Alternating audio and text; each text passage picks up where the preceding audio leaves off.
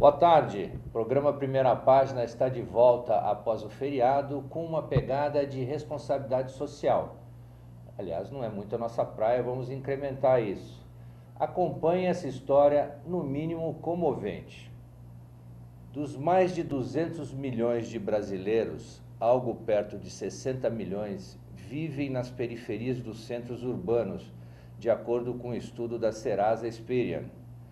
Bastante diferenciada, a população dessas regiões, com base em análise de renda, demografia e padrões de comportamento, tem 5,49% de excluídos do sistema, 4,68% de trabalhadores de baixa qualificação, 3,55% de jovens trabalhadores de baixa renda, 3,15% de operários aposentados e 2,74% de jovens na informalidade. Isso para ficarmos em alguns números reveladores. Diante desse quadro, como seria prever o futuro de Reginaldo Ferreira da Silva, o Ferrez, filho de motorista de ônibus e empregada doméstica, e nascido num dos bairros mais violentos da capital paulistana, o Capão Redondo.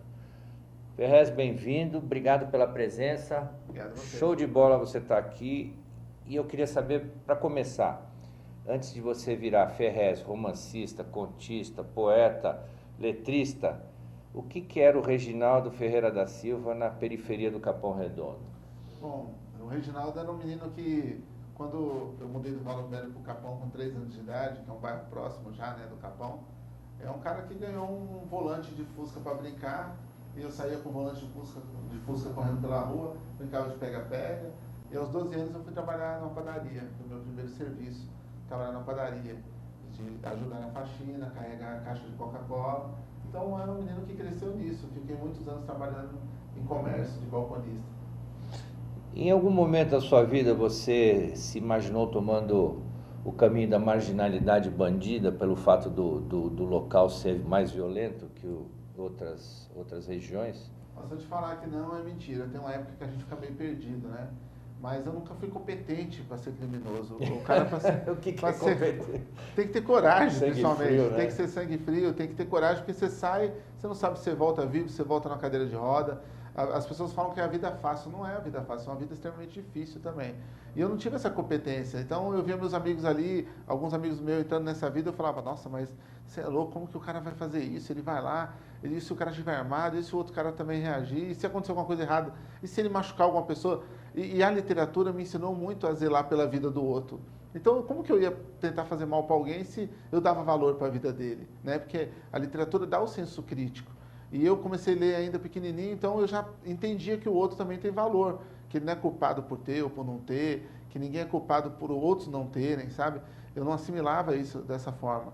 Então eu não tinha essa coragem de entrar. Mas várias vezes eu fiquei na berlinda, porque na periferia é muito fácil você entrar na vida do crime.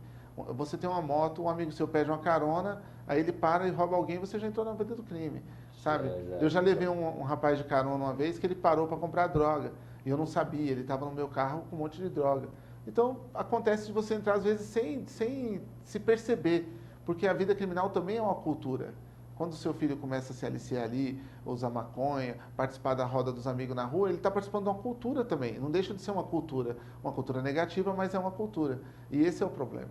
Você tem razão, né? Porque eu não, pelo menos não conheço nenhum bandido aposentado por idade, né? Porque acho que eles morrem cedo, né?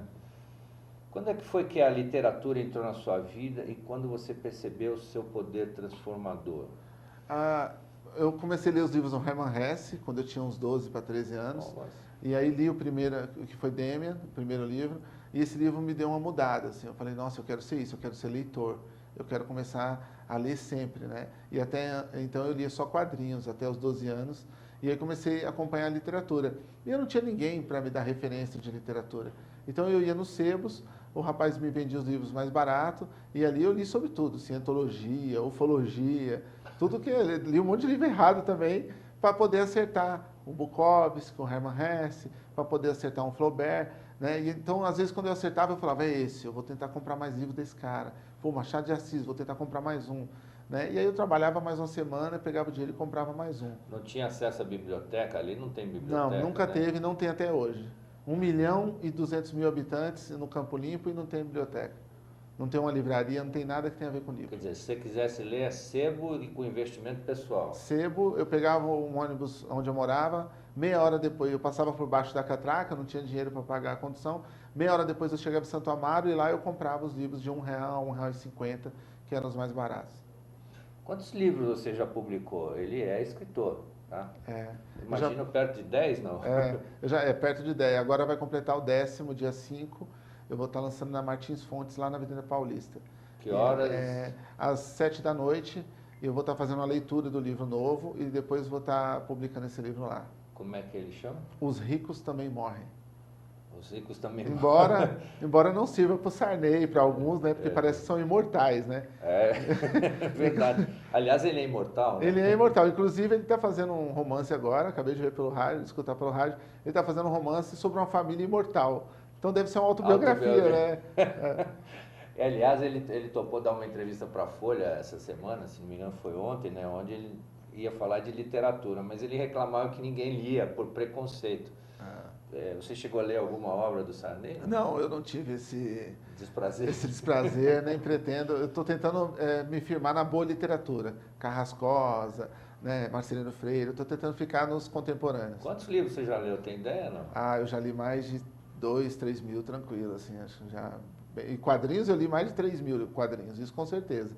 Isso não é o perfil da garotada de lá? Não é. Nem de garotada nenhuma? Não, nem de classe média, nem nenhuma. Infelizmente não é. Saiu uma pesquisa recente que de 10 brasileiros, somente 3 pegaram em livros para ler ano passado. Isso é triste, é pouquíssimo. Isso reflete no país, né? Nessa pseudo-crise que a gente está vivendo, na falta de entendimento no trânsito, falta de entendimento na família, o alto consumo do álcool. Quando a informação ela não vem, vem outros predicados, né? Que não sejam informativos, que não seja uma coisa para você virar um bom cidadão, um bom pai de família, infelizmente. Como você se descreveria como escritor? O rótulo de literatura marginal, que acompanha em geral alguns comentários sobre os seus livros, te incomoda? Não, não me incomoda não, porque são das margens que se enche o rio, né? Então a gente é a literatura marginal, a gente está ali cozinhando, passando, limpando o carro, a gente está cuidando da vida das outras pessoas, dando educação às vezes para um filho de uma pessoa da elite, às vezes não tendo como cuidar da educação do nosso filho. Então eu retrato esse povo. Eu retrato esse povo que é desassistido, que constrói uma história, mas não usufrui dela. Então eu acho que é literatura marginal também, não me preocupa. O termo marginal está às margens de, né? Isso não quer dizer nenhum demérito, ao contrário, é desassistido. E no final você é um dono de uma empresa, você não pagou imposto, você fica marginalizado pelo sistema. Você não consegue emitir mais documento, DOC, nada. Então, de certa forma, todos nós também fazemos parte dessa marginalidade, né? As leis mudam, a gente vira marginal na função que a gente está. O trabalhador brasileiro não tem valor nem onde mora, então também é marginalizado. Então, eu me identifico com esse rótulo. Curiosamente, alguns conseguem roubar e, inclusive, sair do país, né? Mesmo sem pagar, sem pagar imposto, né? O conteúdo dos teus livros tem a ver com esse mundo do Capão Redondo, das pessoas da periferia, que você começou a dizer. Como é que é esse mundo? Quer dizer, mais a miúde, você penetrando nele. Esse é um mundo só onde eu moro, só no Capão Redondo são 320 mil pessoas. Então, é um monobloco, é uma cidade, né? É gigantesco. E é um mundo onde as pessoas saem de manhã, muitas vezes usam a periferia como dormitório, porque saem de madrugada, voltam de noite, trabalham o dia inteiro, não tem tempo de ficar com a família, não tem tempo de levar a família no cinema, de usufruir, né? De fazer a manutenção do casamento, que são as palavras bonitas, né, que a gente ouve, faz a manutenção do casamento, leva a sua mulher para passear. As mulheres geralmente ficam tomando anticoncepcional, que é uma coisa triste também, que bagunça o corpo da mulher. Então, e fica assistindo novela, não tem outra opção para a mulher fazer. O homem ainda vai jogar snooker. Eu até falo que a mulher ela tem uma vida mais triste na periferia, porque o homem vai jogar snooker, bilhar, vai jogar futebol, vai tomar sua cerveja no bar, que o bar vira meio antessala para esse homem, né? E a mulher fica em casa o tempo todo cuidando do filho, né? A maioria, hoje já tem muita gente fazendo faculdade. Eu estou bem feliz por isso, porque tem muita gente também que saiu para o mundo e falou, não, eu vou estudar, eu vou trazer coisas melhores para o bairro. Mas é uma pluralidade disso tudo. A periferia é uma coisa de louco. E o que tem de infraestrutura por lá? O que tem de escola, tem posto de escola, saúde? tem posto de saúde, tem só que o posto de saúde não tem um metiolate para te atender, te joga para o hospital do Campo Limpo, o Campo Limpo te joga para o posto de saúde de novo, né? Eu perdi um tio recentemente por causa disso, que não tinha tratamento num lugar, não tinha em outro, e no final não sabe onde vai tratar, a pessoa morre. Manda para casa, é muito triste, falta vir a parte do imposto que a gente paga, ele não retorna para a periferia, parece que a periferia só serve para pagar imposto, ela não participa da volta desse dinheiro. Tem muitos comércios grandes lá, Casas Bahia, essas coisas, só que também não tem um trabalho social dentro da comunidade. E eles têm que entender que tem que ter isso, tinha que ter um trabalho mais voltado. E tem pequenos comerciantes que até têm esse trabalho, que tentam fazer uma festinha, tentam dar ovo de Páscoa, tentam ajudar aquela ONG local. Ou seja, é complicado. Ferrez, esse teu olhar mais profundo para essa região é que fez nascer a ONG, a Interferência que chama? Interferência. É isso? É. Foi assim que ela nasceu? Quanto tempo tem? Ela tem 5 anos, vai fazer 6 agora, em junho. É uma ONG que ela surgiu fora do país. Eu estava na Alemanha fazendo lançamento de livro, e aí me levaram numa casa de leitura. Entraram comigo numa casa aberta, um monte de livro, e falou, isso aqui é uma casa de leitura. Eu falei, como assim uma casa de leitura? É uma casa com livros, as pessoas entram, leem e saem. Aí eu falei, nossa, eu estou tão preocupado em montar um projeto, eu tinha uma biblioteca, tem que ter professora. É só uma casa de leitura. É só arrumar uma casa, abrir e deixar as pessoas lerem. E eu achei aquilo uma ideia formidável, né? E aí, quando eu voltei para o Brasil, a primeira coisa, eu comprei uma casinha na periferia de São Paulo, lá onde eu moro, no Capão mesmo, e com a ajuda de um empresário que ajudou na época também, que foi lá, conheceu o bairro e resolveu ajudar, um cara bem conhecido aí, mas não quer ser anônimo, sabe? Então ele foi lá e falou, vamos comprar essa casa? Você falou dessa estrutura, vamos fazer? E aí eu abri a casa, pintei tudo e pus meus livros lá. E aí foi a coisa melhor que eu fiz na minha vida. Melhor que qualquer lançamento de livro e tudo. Porque antes os moradores me paravam e falavam, ó, o escritor aqui do Capão. Agora eles falam assim, ó, o professor do meu filho. Entendeu? Então é diferente, tem um carinho. E no começo foi difícil. Teve morador que pensou que era uma casa fechada, né? Então, uma vez um morador foi lá e tentou me agredir, falou, minha filha está aí dentro, você está fazendo com a minha filha? Eu falei, calma, é uma escolinha. Mas de graça, não existe nada de graça. Eu falei, existe, ó. E abri a janela, ela estava lá com os meninos lendo. Então, eu passei dificuldade também, porque era uma coisa nova para mim. Eu tinha só boa intenção, eu não tinha um preparo, eu nunca fiz pedagogia, nada. Mas aí começou a chegar uma outra pessoa, veio outra. Os amigos que eu pensei que iam participar nunca foram, mas outras pessoas que não eram minhas amigas começaram a ir. Um despachante lá de Santo Amaro apareceu, uma professora lá de cima veio, um pessoal da Umbanda, um pessoal adventista, e veio um de cada e começou a dar aula e a coisa começou a acontecer. A magia de você ter uma coisa boa, que atrai gente boa, sabe? Tem uma coisa também de aglutinar gente boa. E aí a dona de casa, lá do fundo da viela, começou a levar um bolo, o cara do pastel foi lá me entregar pastel, e eu recebo hoje 75 abraços por dia, que é o... São 75 São crianças. 75 crianças. Todo dia eu vou lá, todo mundo vem me abraçar, e aí até hoje eu não entendo, fala, o cara barbudo, gordo, feio, desse jeito, as crianças vêm tudo... E é aí, atenção, né? É a atenção de abaixar, olhar no olho da criança, falar com ela, tratar ela com respeito. Eu tive vários casos tristes lá de pai que batia nos filhos muito, né? E ainda bate às vezes. E aí eu tenho que pegar o pai com toda a paciência, com aquele ódio no coração por ser a criança machucada, mas tem que conversar, falar, ó, não é assim, você teve uma vida difícil, mas seu filho não precisa passar por isso. E é todo um trabalho de mediação. Se eu falar para você que é fácil, não é. Mas eu me sinto mais útil. Eu me sinto mais útil nisso do que escrevendo, do que fazendo palestras. E eu acho que eu devo isso para o bairro também. Eu tinha que voltar a alguma coisa de real. Tem muito discurso, tem muita fala, mas eu precisava sentir que era de verdade. Que eu não podia salvar 300 mil pessoas, nem é meu papel. Eu não sei se eu salvo nem eu, mas eu podia... mas essas 75 eu podia dar uma atenção para elas. Ela podia ser aquela criança que cresceu dentro de um projeto, sabe? Podia ser um diferencial. E hoje elas são diferentes dentro da comunidade. As pessoas olham na rua e falam, esse moleque é lá da ONG do Ferrez, lá, lá do Interferência. É um interferido isso aí, entendeu? Porque o moleque já é diferente. Um abduzido na região. Abduzido. Eles se juntam. Então, e na favela onde eu morei minha vida toda, tem 20 bares só numa viela. Tem 10 igrejas só na viela. E zero biblioteca. E zero biblioteca. Tem vocês. Então, e agora tem a gente, com a casinha pintadinha, tudo. Pra você ter ideia, esse dia a gente pediu para as crianças fazer uma maquete da favela. Ó, com caixinha de fósforo, caixinha de remédio. E aí, quando eu cheguei, eu falei, mas que tá errado. O projeto, a gente é uma casinha de 2 cômodos. O projeto estava gigante, interferência, e em volta toda a favela. Aí eu falei, o que é isso? Não, é onde a gente estuda. Eu falei, mas não é assim. Não, para nós é assim. É o que significa, né? É a importância que tem, né? Olha, muito bacana. Eu lembro uma certa vez a Folha de São Paulo resolveu criar uma boa notícia logo na manchete, na primeira página do jornal. Isso desapareceu do jornal e se você pegar um jornal, você vê que a quantidade de notícia ruim é o que predomina. Parece que isso é o que vende, né? Nós estamos vendo aqui que notícia boa existe.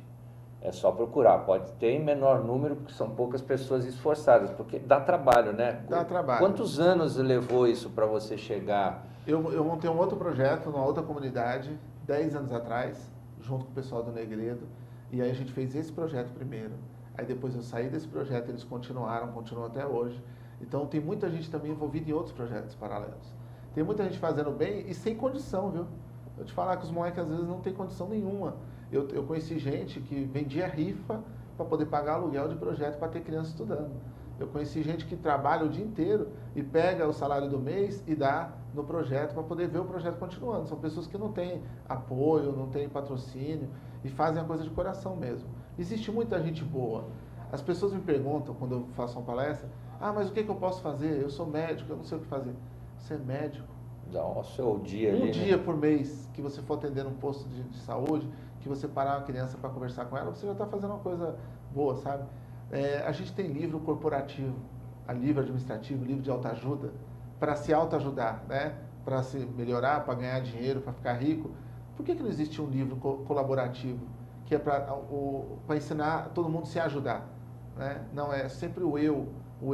E as pessoas têm que entender que ninguém vive feliz sozinho. Não adianta eu ter dinheiro, ter carro, ter uma casa boa e olhar em volta toda aquela miséria. Eu não consegui nem olhar para fora da janela, que hoje é o retrato do nosso país. Né? Você não tem como usufruir de um carro importado, porque você olha do lado e vê um cara pedindo dinheiro. Né? Se você tem um pouco de humanidade, você fala, o que eu estou fazendo? Essa roda mudaria a vida do cara, essa roda do meu carro. Então, eu acho que quem tem não pode usufruir, quem não tem quer ter. E é um problema. Bom, Fez, eu estou aqui de público, estou me candidatando a ir lá uma vez por mês, se você se interessar como jornalista, eu posso ajudar os futuros jornalistas, posso discussar um monte de coisa lá. Então, é só a gente combinar. Esse teu trabalho atraiu gente como, por exemplo, o empresário Marcos Amaro, que essa semana escreveu na coluna dele, no blog dele, na Dinheiro, isto é, Dinheiro, sobre você. Como é que você acaba conhecendo esse tipo de gente que inclusive tem esse olhar mais social, apesar de ser um classe A, digamos assim, né? O Marcos Amaro foi mais uma dessas coisas de gente boa que vem de outro lado e acaba participando. Eu tenho um amigo em comum com ele chamado Todd Ivan, que é diretor de videoclipe e tal. E esse cara conheceu o Marcos Amaro e depois ele sempre falava para mim, tem um cara legal que você precisa conhecer, que é inteligente, é legal e é do bem. Embora seja um cara financeiramente diferente de você. Né? Aí eu falei, bem diferente, né? E aí eu peguei e falei, não, tudo bem, né? E aí ele sempre falava, e um dia ele falou, vamos conhecer ele? Eu falei, tá bom, se ele vier aqui, porque eu tô cansado de ir atrás dos outros.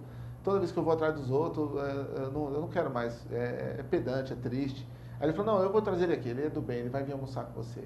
E aí ele veio almoçar no dia o Todd. Almoçou lá na periferia? Almoçou num barzinho, onde o almoço é R$7, pra você ter ideia, R$7. Acho que não é nem um café aqui, né? E um almoço super simples, mas muito gostoso, caseiro.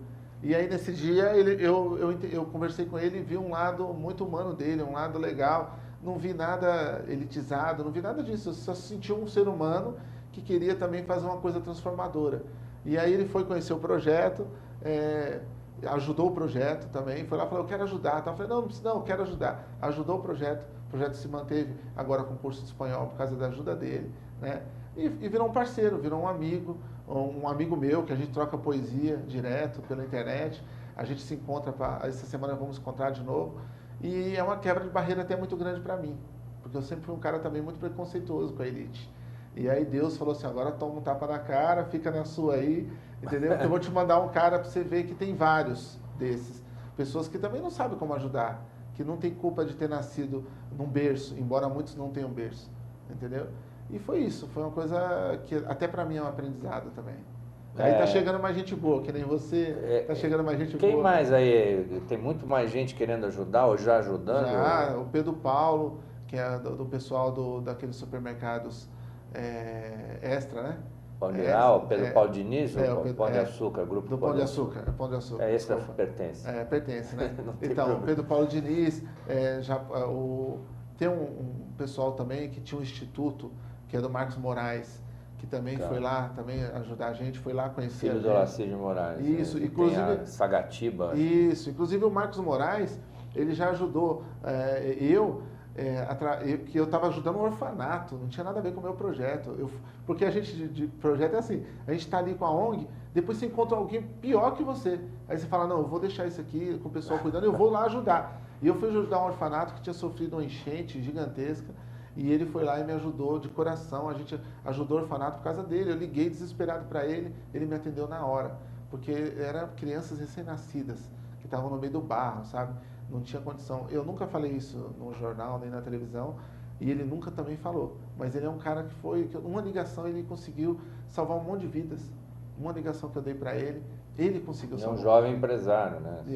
Aí depois também teve uma desapropriação numa favela lá, que 800 famílias ficaram sem onde morar, ficaram jogadas na rua. Como tinham posto fogo nos barracos, a polícia tinha entrado, tirado todo mundo, puseram fogo nos barracos, as crianças estavam passando mal, não tinha medicamento, o posto não atendia porque não eram inscritas, não eram pessoas legalizadas ali, inscritas no posto.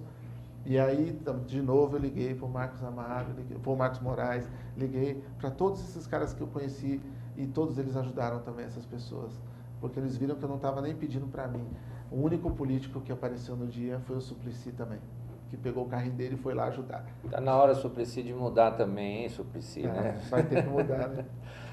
Escuta, como é que surgiu a ideia da grife Undasul, é isso? Isso. E quanto tempo tem? A Undasul, ela tem 16 anos, e por que a Undasul, o número 1? Porque todos somos um pela Zona Sul de São Paulo. Ninguém é um zero à esquerda. A ideia começou assim. Aliás, zero à esquerda não vale nada, né? Zero à esquerda, e ainda mais na periferia. Aí o que a gente fez?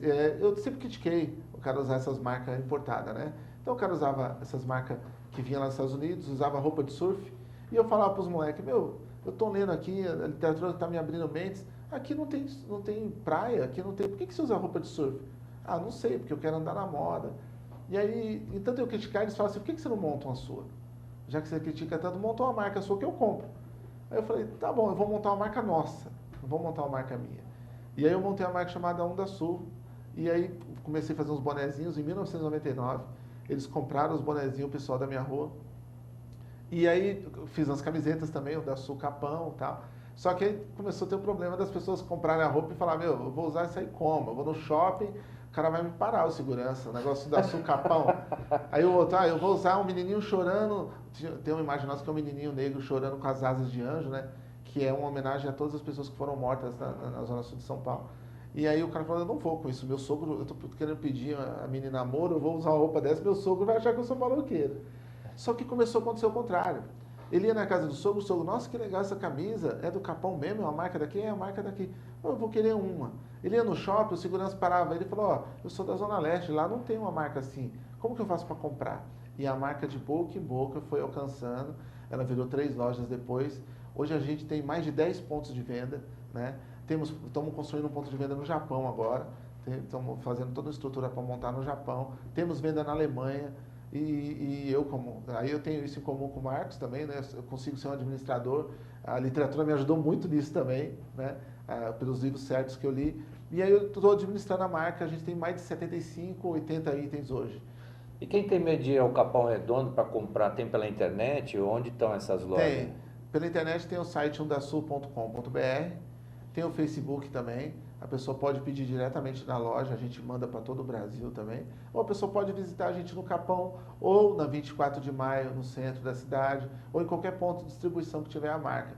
Somos uma marca toda feita na periferia de São Paulo, as roupas são confeccionadas 24 lá. 24 de maio ou 25 de março? 24 de maio. Ah. Todas as roupas são a Galeria do Rock que o pessoal fala. Tá. Todas as roupas nossas são feitas nas periferias, em várias periferias, Grajaú, Capão, Jardim Ângelo. Todos os nossos produtos são desenhados por pessoas da periferia e é uma marca sustentável. A gente não compra nada chinês, não é nada importado, é tudo nacional. Isso você matou uma pergunta que eu ia... Quem cria essas peças? E o pessoal tem orgulho de usar essas roupas? Nossa, a gente tem um problema hoje que quando a gente manda pedir 100 camisas, chega 80. Porque 20 já fica com as costureiras. Ah, meu filho pegou, meu filho pediu, eu não tive como não mandar. Aí a gente, não, tá bom. Aí quer dizer, a gente já tem 20% da produção ficando para quem produz. Não vem para a gente vem 200 bonés, vem 140. Cadê os 60 bonés? Ficou na produção, o pessoal quis comprar. E você consegue nessa periferia mesmo as pessoas para fazer, para confeccionar Consegue. ou é fora? Foi um desafio que eu vou te contar uma coisa legal. Quando eu comecei com a marca, eu falei que ia ser tudo produzido na periferia de São Paulo. E aí todo mundo falou, não, você é louco, não tem mão de obra, não tem maquinário. E aí eu descobri, não. Comecei a andar e eu ia lá e falava, você está produzindo o quê? Eu produzo Fórum, Cavaleira, produzo Nike. Aqui, eu que costuro as camisas. Não, mentira, não acredito. E aí essas confecções faziam toda a moda de São Paulo. Sabe, você ia comprar um Mongo, uma marca, você ia comprar qualquer marca, é feita na periferia. Porque onde estão as costureiras, onde está a mão de obra, que às vezes até é mais barata, né?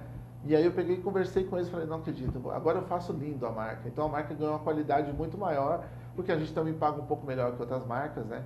Por a gente ser um projeto social junto, a gente paga um pouco melhor. E aí eles têm o maior prazer também de fazer uma roupa nossa, que tem a ver com a gente e com eles. Como é que você faz a divisão dessa renda? Para onde vai? Como é que é feito isso? Então, hoje todos os participantes da marca, eles também são sócios, né? Então eu estudando essa coisa da modernidade, de você dar uma parte do comércio, eu dei uma parte, os gerentes das lojas são donos também, tem uma porcentagem lá.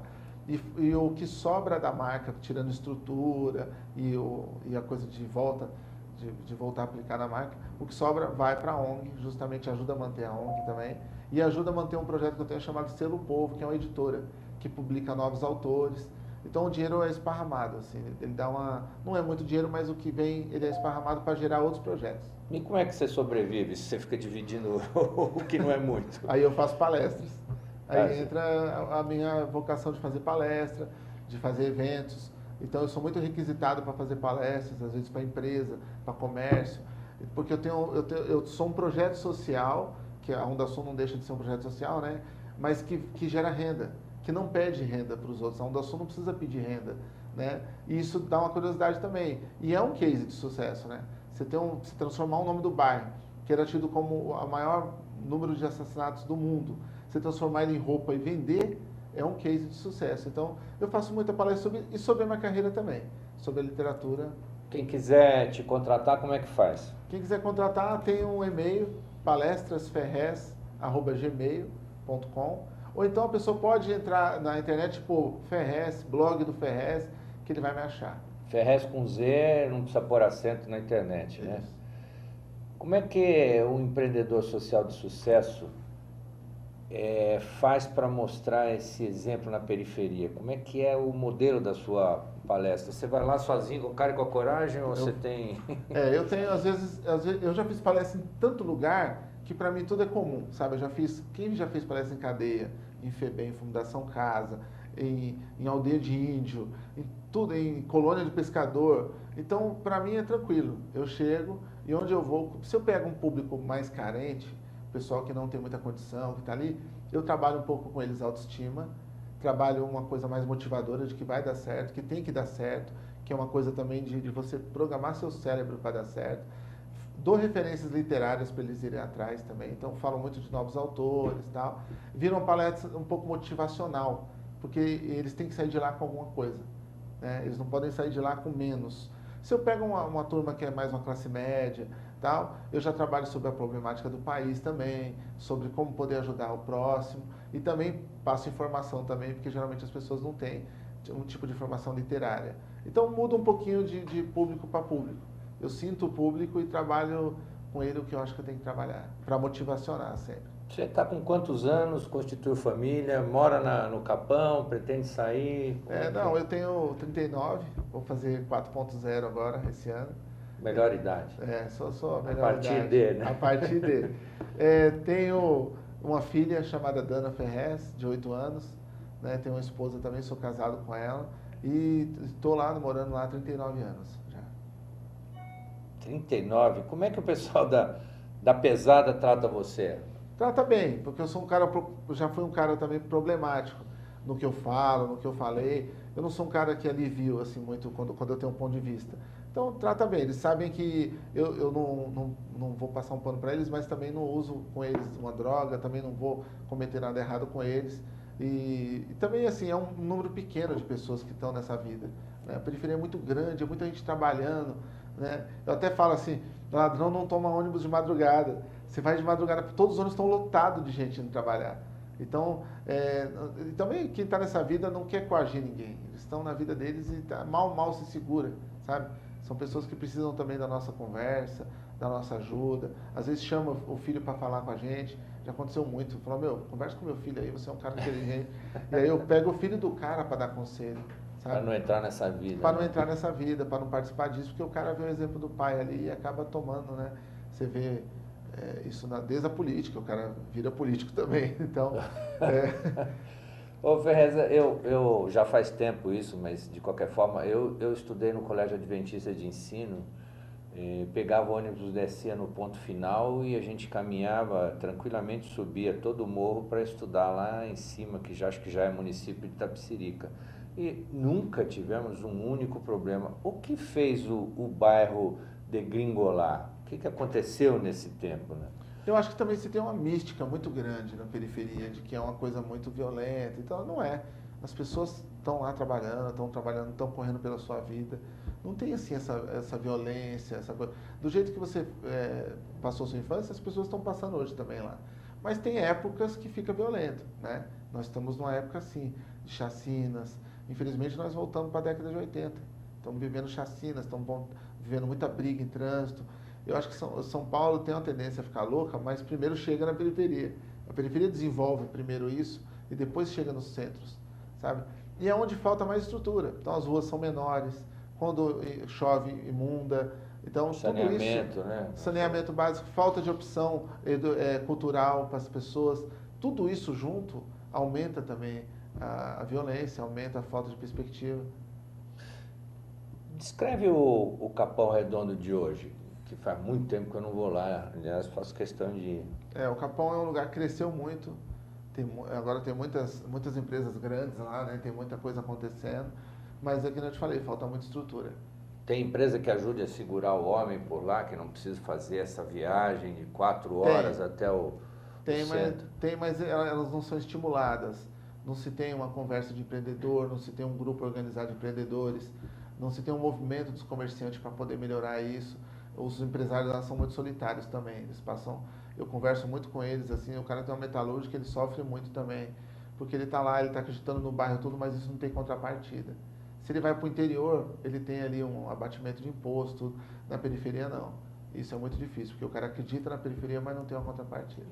Você virou músico para tentar atingir mais gente também? Aí você Foi. toca alguma coisa ou Não, toca o coração das pessoas? eu toco o coração, eu sempre fiz um rap, né, uma letra, uma levada, e eu comecei a fazer isso para poder pegar a molecada, porque eu ia falar no meio do show, os moleques, não quero saber de falar não, canta aí. Então eu comecei a fazer letras para poder chamar a atenção dos moleques, fiz um CD, fiz outro CD depois, mas mais para chamar a atenção e poder falar do que eu pensava. O que vai acontecer hoje à noite? Hoje tem um encontro comigo e um rapper chamado Projota, no Sesc de Pinheiros. E aí quem quiser está convidado lá. A gente vai fazer uma leitura e uma música junto. Então, uma leitura e uma música. Ele vai cantar algumas músicas e eu vou fazer algumas leituras. Quais são os próximos projetos aí que você está entabulando? Ixi, o projeto tem agora em todas as fábricas de cultura. Eu estou fazendo um encontro de literatura marginal, junto com vários outros escritores. Então, todo mês a gente vai estar numa fábrica de cultura diferente. Jaçanã, Cachoeirinha, Brasilândia. E as fábricas de cultura ficam nos extremos, né? Também em outras periferias. Então, vai ser legal passar por todos esses lugares. E estou lançando um livro novo, dia 5 agora, na Martins Fontes, o livro que eu te falei há pouco. Na sua opinião, o que precisa ser feito para melhorar a periferia como a do Capão Redondo? Precisa as pessoas terem medo de ir para lá. As pessoas pararem de ter medo. Parar de ter medo, porque as pessoas têm muito... É mais fácil o cara pegar um avião daqui para a França do que ir lá para o Capão, ou para o Ângela, ou para uma periferia. E nós fazemos parte do país. entendeu? Então é importante você conhecer um lugar como o que a gente vive. A gente precisa de muito apoio lá nos projetos também, que a gente faz muito precariamente, as coisas com muito carinho, mas muito precário. Então quem quiser atravessar a ponte, vai lá, vai conhecer a gente, vai ver o projeto que vai ser bem quisto.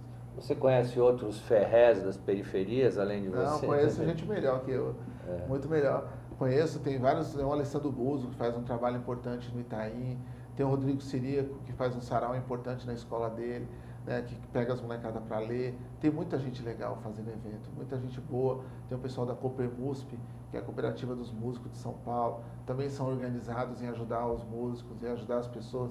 Tem muita gente boa, tem muita gente boa. Eu até falo que o problema é o seguinte, o mal está trabalhando 24 horas, o mal faz dobradinha. O bem trabalha 4, quer descansar no final de semana. É que dá um pouco espaço também, né? Também dá notícia boa não dá manchete, né? Não dá. Um programa como esse aqui, se eu falar para você que eu fiz antes, é mentira. Nunca ninguém me deu a oportunidade de falar das coisas boas. É sempre como que está o país, né? Como que é o crime, como que é isso, como que é aquilo. Aí eu até falo, eu não sou especialista em crime.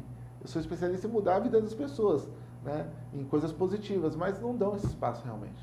A gente se surpreende, às vezes, de repente, um gari acha uma mala de dinheiro e o sujeito devolve, né? Em qualquer circunstância, a maioria pegaria e botaria no bolso, né? Você sabe que a maioria das pessoas é extremamente honesta. O problema do país seria se as pessoas de periferia não fossem honestas. Porque elas têm motivo para não ser honestas e são. O cara ganha R$ 1.200, mal dá para ele fazer a compra dele, mesmo assim ele levanta toda a madrugada e vai lá dirigir para o patrão, vendo um cara às vezes que ganha por ano 1 milhão, 2 milhões por ano, sei lá, e mesmo assim ele não tem usura no que é do cara, ele está cuidando da família dele. Você vê que a taxa de inadimplência menor que existe é na periferia, as pessoas pagam suas contas, as pessoas não gostam de ter seu nome sujo, entendeu? Então, são pessoas honestas, a maioria. Essa é a sorte do país, que o exemplo que a gente tem na política, tudo a gente não está seguindo. Alguém nos anos 60, na MPB, já dizia o perigo é quando esse povo descer dos morros, né? E veja o que está acontecendo no Rio de Janeiro, né? O Rio de Janeiro, porque aí também chega uma hora, vou te falar uma coisa, eu posso passar fome. Eu aguento passar fome hoje, eu vou falar, não, eu vou passar fome, eu vou tentar trabalhar, não vai dar para me comer hoje, mas eu vou comer amanhã. Agora, quando você vê seu filho passando fome, é diferente. Quando você vê que você não tem um pão para pôr na mesa do seu filho, é diferente. E o que está acontecendo hoje nesse país, esse país está dividido nessa parte. As pessoas não têm condições. É miséria extrema. Quando a pessoa fala, acabamos com a miséria, tu mentira. A miséria está extrema. Você vai em lugares como Rio de Janeiro, Maranhão, você vê pobreza extrema. São Paulo, você não vê tanta pobreza extrema. É pobre, mas o cara tem ali o sapatinho dele, ele tem a calça dele para usar. Agora, nesses outros lugares, as pessoas não têm nem sapato, cara. Sabe? As pessoas não têm nem camisa. Então, é uma pobreza muito extrema e a sociedade tem que virar os olhos para isso. E é um pouco hipócrita também a questão da sociedade, né? Porque se você não tem o consumidor, você não tem droga, não tem o traficante. As pessoas têm que entender que com a questão da droga, eu tenho uma coisa bem clara sobre isso. É um comércio. É um comércio ilegal, hoje, como foi o álcool antes, né? Mas é um comércio, é uma empresa multimilionária. Não se destrói uma empresa multimilionária do nada, né? Como tudo no Brasil deixou crescer demais, deixou se estruturar demais e agora não tem como acabar. Né? Assim como em outros lugares do mundo não consegue acabar. Os Estados Unidos conseguem acabar com o tráfico de droga deles. Né? É organizado. Eles organizaram o tráfico de drogas. Inclusive o DEA, que é o Departamento deles de Narcóticos, importou essa organização para outros países e estimulou outros países também no tráfico de drogas. Né? Quem lê, quem se informa sabe disso, que o DEA colaborou gigantescamente para os latinos usarem droga, para a América Latina toda usar droga. Agora, é um negócio gigantesco, organizado. Então não se acaba com a lei, não se acaba só criando mais leis. É uma coisa social também. Você tem que dar opção para o moleque. Você não vai ser aviãozinho, não vai ganhar R$1 ali para traficar droga por cada droga que você vender. Mas você tem essa bolsa escola aqui. Você tem essa opção aqui de ensino, essa opção de estudo aqui. Entendeu? Senão é muita coisa contra o moleque não consegue. Em geral, oferece muito mais cedo para ele do que um emprego normal ofereceria. E eu, com 12 anos, eu tive que sair para trabalhar.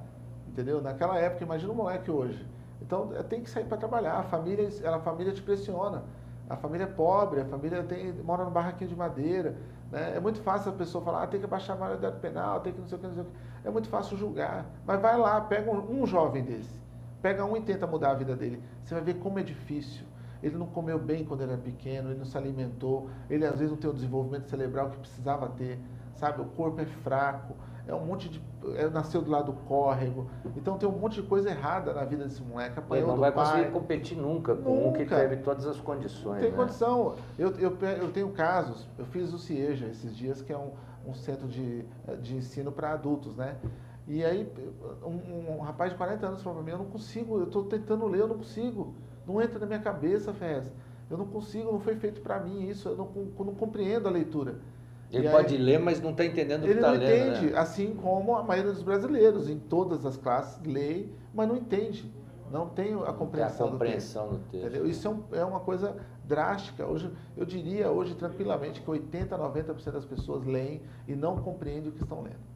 Elas não têm distorção, não têm persuasão, não têm esclarecimento para poder entender o texto. Você dá quase todo esse crédito que você é hoje, fora ter uma boa alma, à literatura? A literatura, eu sou um cara extremamente teimoso.